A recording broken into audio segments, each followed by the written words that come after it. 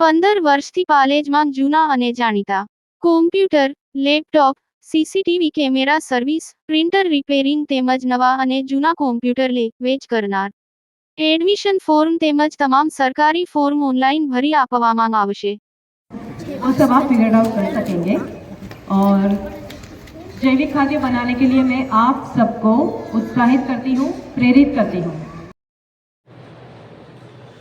સવણ ચોકડી પાસે નાયણ અરીના સોસાયટીમાં કંચન પ્રોજેક્ટ અંગે જાગૃતિ કાર્યક્રમ યોજાયો.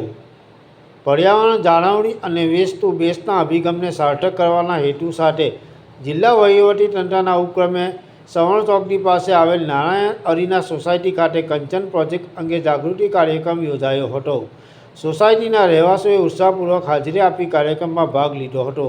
કાર્યક્રમ દરમિયાન ઘરેલું ભીના કચરામાંથી જૈવિક ખાતર કમ્પોસ્ટ બનાવવાની સરળ અને અસરકારક પદ્ધતિ અંગે વિસ્તૃત માહિતી આપવામાં આવી હતી. ઉપસ્થિત નાગરિકોને રસોડામાંથી નીકળતા ભીના કચરાનો યોગ્ય રીતે ઉપયોગ કરીને ઉત્તમ ગુણવત્તાનું ખાતર કેવી રીતે તૈયાર કરી શકાય તે અંગે પ્રત્યક્ષ નિદર્શન પણ આપવામાં આવ્યું હતું. આ પ્રસંગે સેજલ કાપડિયાએ જણાવ્યું હતું કે જો દરેક નાગરિક પોતાના ઘરના સ્તરે જ કચરાનું યોગ્ય રીતે વિભાજન અને વ્યવસ્થાપન શરૂ કરે તો શહેરને સ્વચ્છ અને પર્યાવરણને સુરક્ષિત બનાવવામાં મહત્વપૂર્ણ યોગદાન આપી શકાય છે. કંચન પ્રોજેક્ટનો મુખ્ય હેતુ કચરાને સંપત્તિમાં પરિવર્તિત કરી પર્યાવરણનું સંરક્ષણ કરવાનું છે.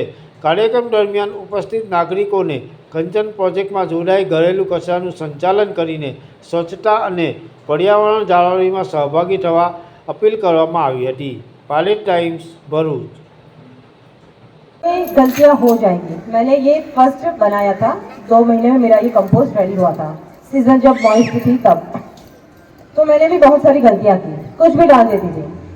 फिर 2 फ्रेंड्स मेरी सोसाइटी से ही शाम के टाइम से वॉक करने निकलती थी. वो मुझसे ज़्यादा कॉन्शियस थे, उनको बहुत ही इंटरेस्ट था, मुझे आता भी नहीं था.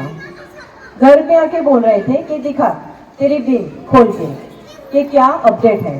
वो खुद आएंगे, खोलेंगे और 1-2 दिन तो ऐसा भी हुआ कि खोलते ही एकदम वो बहुत सारी बदबू आती है ना, कुछ अजीब सा मैंने डाल दिया था जो नहीं डालना था. तो उन्होंने वो ढूंढ लिया कि गलती क्या थी.